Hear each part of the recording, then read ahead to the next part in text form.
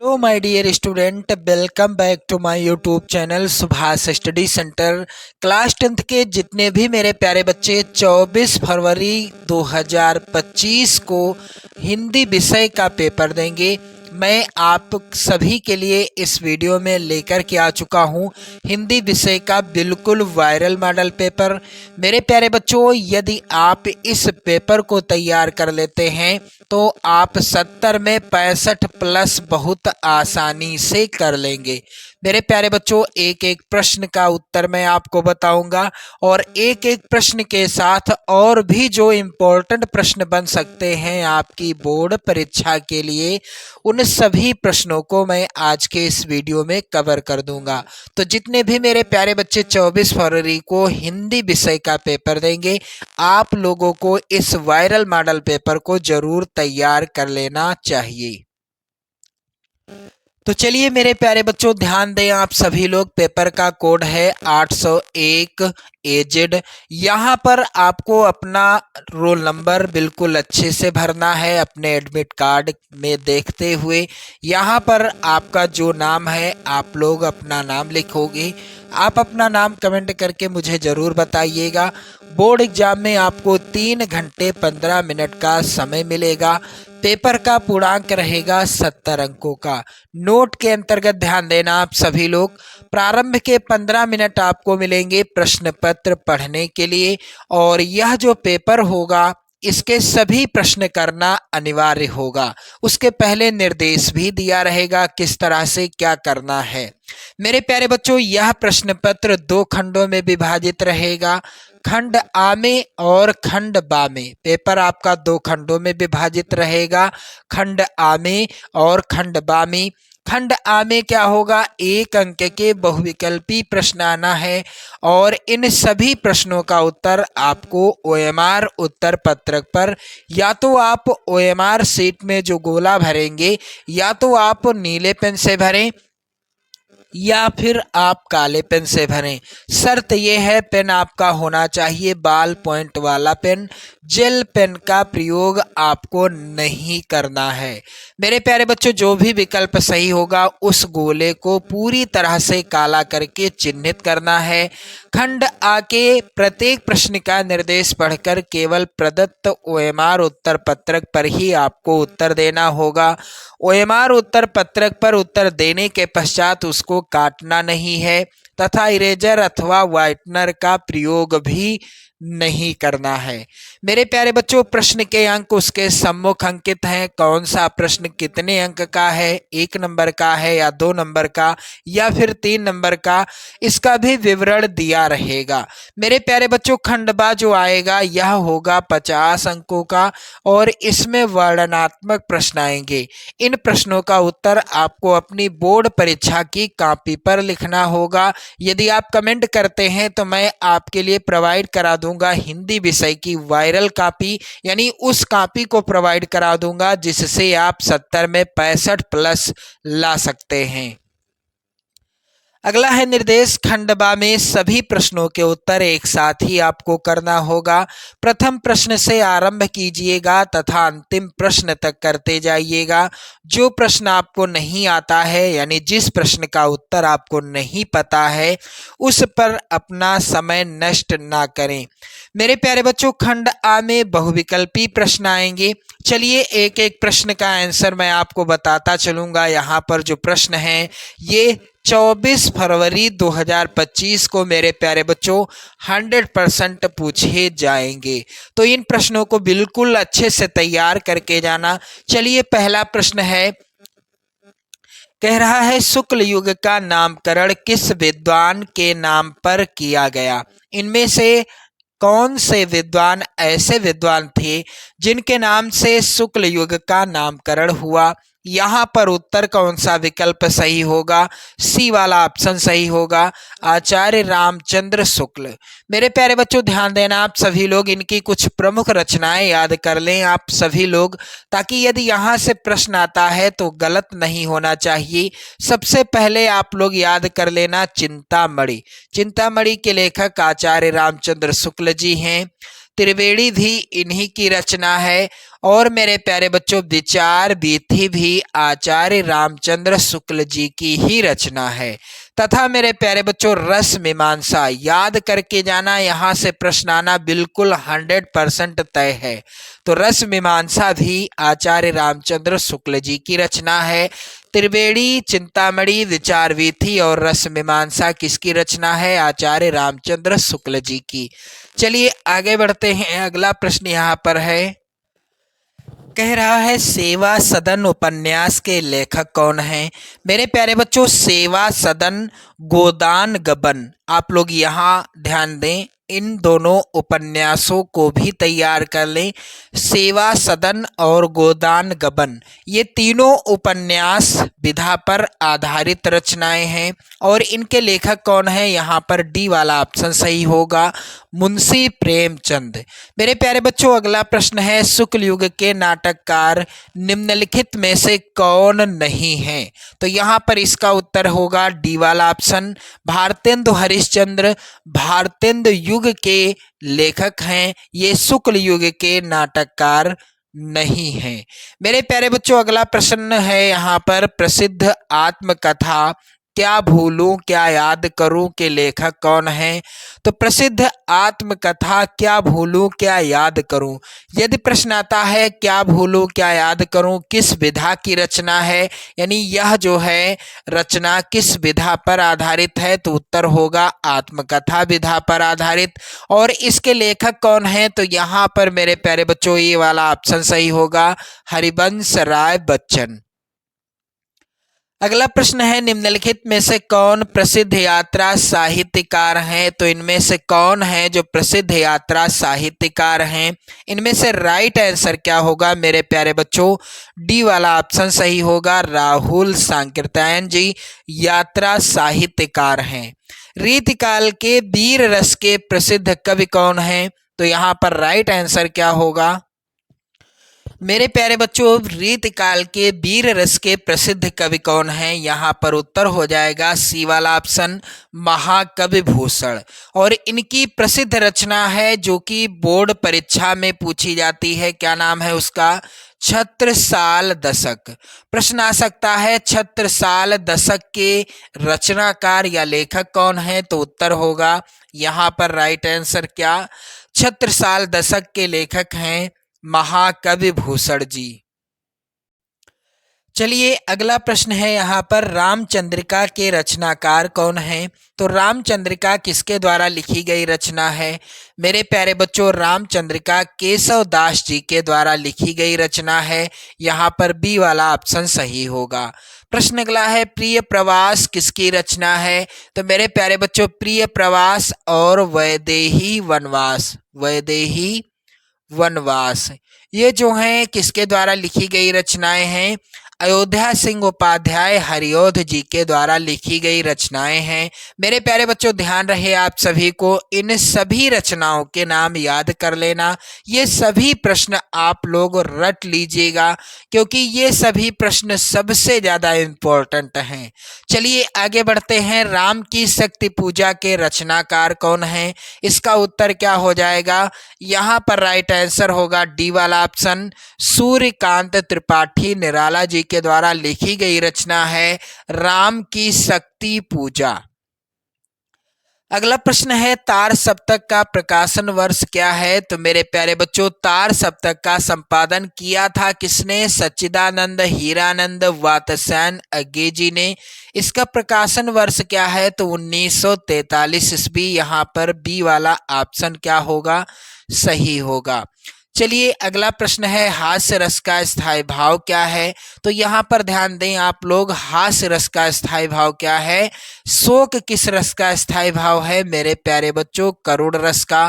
हास्य जो है किस रस का स्थायी भाव है? हास्य रस का। और रति किस रस का स्थायी भाव है? श्रृंगार रस का। तथा यहाँ पर उत्साह है वीर रस का स्थायी भाव। क्लियर हो गया। चलिए ध्यान दें आप लोग, प्रश्न में है हास्य रस का स्थायी भाव क्या है? तो यहाँ पर बी वाला ऑप्शन सही होगा, हास्य रस का स्थायी भाव है हास। अगला प्रश्न है मनहु मानो जनु जानो आदि वाचक शब्द किस अलंकार में प्रायः प्रयुक्त होते हैं। तो मनहु मानो जनु जानो, यहां पर मैं एक आपको ट्रिक बता दूं ताकि याद रहे आप सभी को। मनु मानो जनु जानो मनहु जनहु,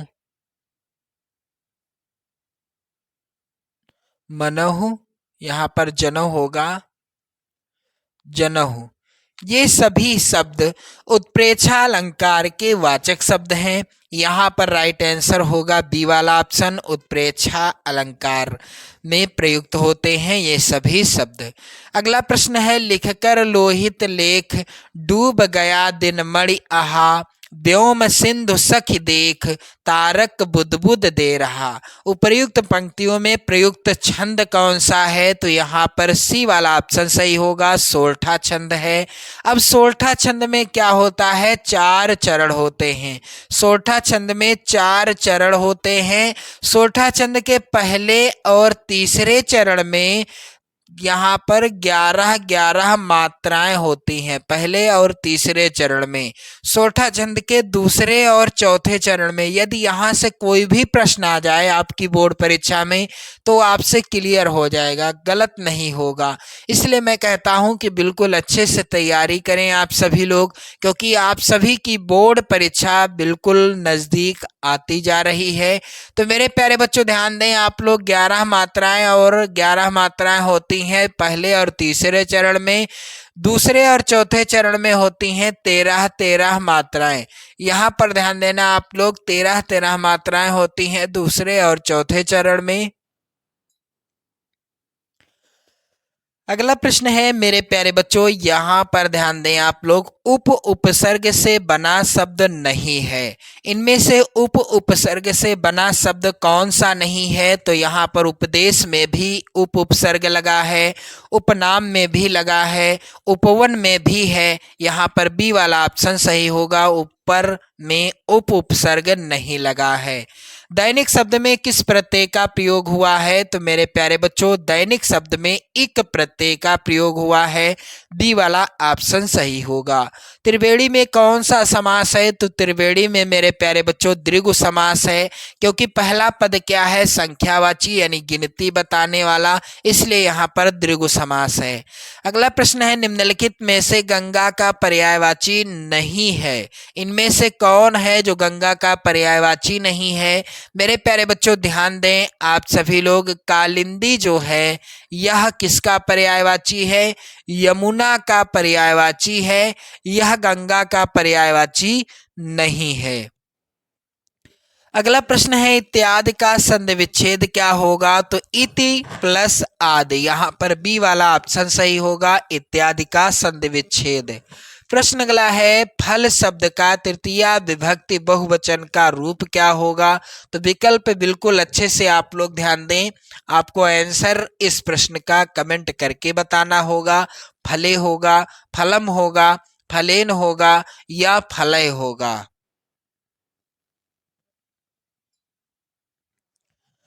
प्रश्न संख्या 20 है मेरे प्यारे बच्चों, हसतु धातु रूप का वचन एवं पुरुष क्या होगा। बहुवचन उत्तम पुरुष होगा या द्विवचन मध्यम पुरुष होगा, एक वचन प्रथम पुरुष होगा या फिर द्विवचन प्रथम पुरुष होगा। इस प्रश्न का आंसर भी आपको कमेंट बॉक्स में कमेंट करके देना है। इसके बाद आप देखेंगे खंड बा, जिसमें वर्णनात्मक प्रश्न आएंगे और ये प्रश्न होंगे 50 नंबर के। मेरे प्यारे बच्चों प्रश्न है निम्नलिखित गद्यांश पर आधारित 3 प्रश्नों का उत्तर दीजिए। तो यहाँ पर ध्यान दें आप लोग, गद्यांश पर आधारित प्रश्न आएगा 6 नंबर का। मेरे प्यारे बच्चों बहुत ही ज्यादा इंपॉर्टेंट यहाँ पर गद्यांश है, जो कि इस प्रकार से है। विश्वास पात्र मित्र से बड़ी रक्षा रहती है, जिसे ऐसा मित्र मिल जाए उसे समझना चाहिए कि खजाना मिल गया। विश्वास पात्र मित्र जीवन की एक औषधि है। हमें अपने मित्रों से यह आशा रखनी चाहिए कि वह उत्तम संकल्पों में हमें दृढ़ करेंगे। दोषों और त्रुटियों से हमें बचाएंगे, हमारे सत्य, पवित्रता और मर्यादा के प्रेम को पुष्ट करेंगे। जब हम कुमार्ग पर पैर रखेंगे तब वह हमें सचेत करेंगे, जब हम हतोत्साहित होंगे तब वह हमें उत्साहित करेंगे। सारांश यह है कि वह हमें उत्तमता पूर्वक जीवन निर्वाह करने में हर प्रकार सहायता देंगे। मेरे प्यारे बच्चों, ये हो गया गद्यांश। अब इस गद्यांश का पहला प्रश्न है, उपर्युक्त गद्यांश का संदर्भ लिखिए। तो पाठ का नाम क्या है? यहाँ पर मित्र से बड़ी रक्षा रहती है। तो मित्र कब होगा आपका कोई? जब आपकी किसी से क्या हो जाएगी? मित्रता हो जाएगी। और इस पाठ के लेखक कौन है? मेरे प्यारे बच्चों, यहाँ पर उत्तर क्या होगा? आचार्य रामचंद्र शुक्ल। रामचंद्र शुक्ल।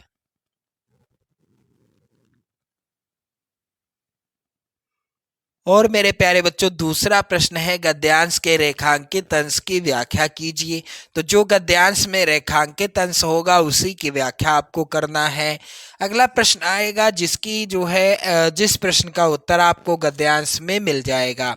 यदि आप इसको नहीं करना चाहते तो आप अथवा वाले गद्यांश को कर सकते हैं। दूसरी बात जो इस संबंध में विचारणीय है वह यह है कि संस्कृति अथवा सामूहिक चेतना ही हमारे देश का प्राण है। इसी नैतिक चेतना के सूत्र से हमारे नगर और ग्राम, हमारे देश और संप्रदाय, हमारे विभिन्न वर्ग और जातियां आपस में बंधी हुई हैं। मेरे प्यारे बच्चों, ये जो गद्यांश है ये किस पाठ से लिया गया है? तो मैं आपको क्लियर बता देना चाहता हूं। भारतीय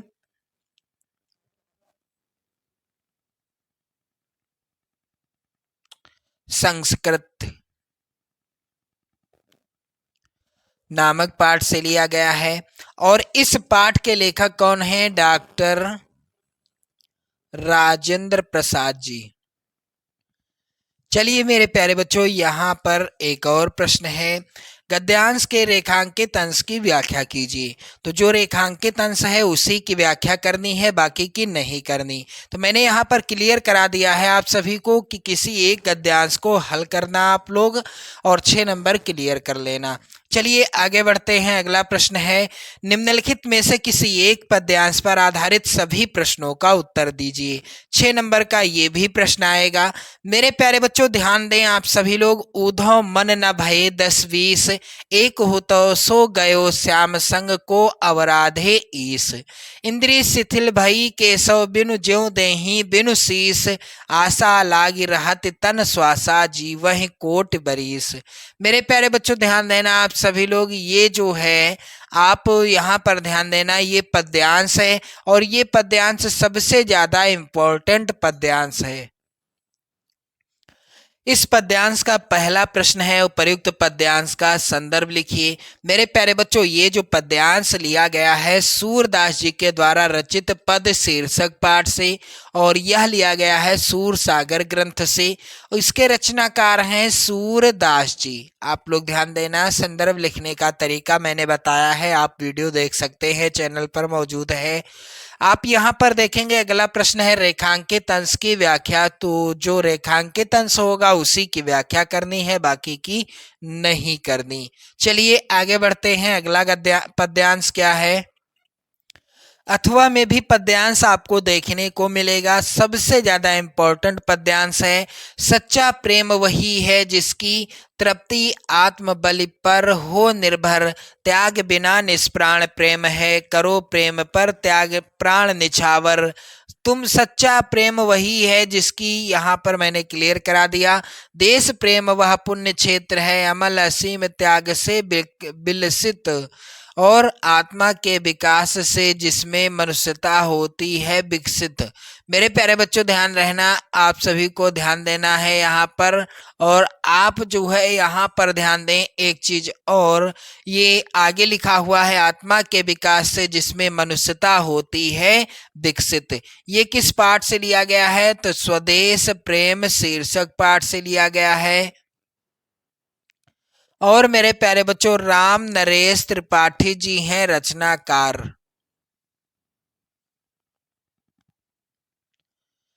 चलिए इसके बाद आप देखेंगे अगला प्रश्न है, निम्नलिखित में से किसी एक संस्कृत गद्यांश का संदर्भ सहित हिंदी में अनुवाद करिएगा। 5 नंबर इसके लिए निर्धारित हैं। सबसे ज्यादा इंपॉर्टेंट गद्यांश है वाराणसी सुविख्याता प्राचीना नगरी, यानी ये किस पाठ से है? वाराणसी शीर्षक पाठ से लिया गया। अब यहाँ पर ध्यान देना, अथवा में भी गद्यांश, ये भी इम्पोर्टेंट है, आप लोग जरूर तैयार कर लेना इसको भी। मानव जीवनस्य संस्करणम संस्कृति, और ये जो है यहाँ पर ध्यान दें आप सभी लोग, दिए गए संस्कृत पद्यांश में से किसी एक का संदर्भ। तो यहाँ पर अथवा में जो यहाँ पर गद्यांश है ये भी इम्पोर्टेंट है। किस पाठ से है? मानव जीवनस्य संस्करणम संस्कृति, ये लिया गया है भारतीय संस्कृति शीर्षक पाठ से। मेरे प्यारे बच्चों ध्यान देना, ये सबसे ज़्यादा इम्पोर्टेंट पाठ है, यहाँ से जरूर आएगा। आगे बढ़ते हैं हम सभी लोग। अगला प्रश्न यहाँ पर है, दिए गए संस्कृत पद्यांश में से किसी एक का आपको संदर्भ लिखना होगा, उसका हिंदी अनुवाद करना होगा, जिसके लिए 5 नंबर क्लियर हैं। तो यहाँ पर सबसे ज्यादा इंपॉर्टेंट संस्कृत का इस पद्यांश क्या है? अपदो दूरगामी चा साक्षरो नाचा पंडितः अमुखः स्फुट वक्ता चा योजानात सह पंडितः। मेरे प्यारे बच्चों ध्यान दें आप सभी लोग, ये जो गद्यांश है संस्कृत खंड का, ये गद्यांश नहीं पद्यांश है, ये लिया गया है प्रबुद्धो ग्रामीणा शीर्षक पाठ से। प्रबुद्धो ग्रामीणा, यहां पर मैं क्लियर कर दूं, ग्रामीणा शीर्षक पाठ से। और यहाँ पर अथवा में जो यहाँ पर श्लोक है ये भी इम्पोर्टेंट है, मानम हित्वा प्रियो भवति, क्रोधम हित्वा ना सोचति, कामम हित्वार्थवान भवति, लोभम हित्वा सुखी भवेत। ये लिया गया है जीवन सूत्राणि शीर्षक पाठ से। अब यहाँ पर ध्यान देना आप सभी लोग, आगे यहाँ पर अगला प्रश्न है, अपने पठित खंड काव्य के आधार पर निम्नलिखित प्रश्नों में से किसी एक का उत्तर आपको देना होगा। तो यहाँ पर ध्यान दें आप सभी लोग, आसन जो है, ये जो प्रश्न जो है ये आप कैसे सॉल्व करोगे? जो खंड काव्य आपके जिले के लिए निर्धारित है उस खंड काव्य के प्रश्नों को यहाँ पर, यानी उस खंड काव्य के प्रश्नों को हल करना है आपको, बाकी कुछ भी नहीं करना। यहाँ पर आप देख सकते हो प्रत्येक खंड काव्य के 2-2 प्रश्न हैं। अगला प्रश्न यहाँ पर 6 का है, दिए गए लेखकों में से किसी एक लेखक का जीवन परिचय आपको लिखना है और उनकी प्रमुख रचना का नाम लिखना है, जिसके लिए 5 अंक निर्धारित हैं। आचार्य रामचंद्र शुक्ल, जयशंकर प्रसाद और डॉक्टर राजेंद्र प्रसाद, ये तीनों जीवन परिचय आप लोग 24 फरवरी के लिए जरूर तैयार कर लें, क्योंकि 100% यहीं से जीवन परिचय जरूर आएगा। अगला है यहाँ पर प्रश्न, दिए गए कवियों में से किसी एक कवि का जीवन परिचय आपको लिखना होगा। मेरे प्यारे बच्चों यहाँ पर 5 नंबर आपको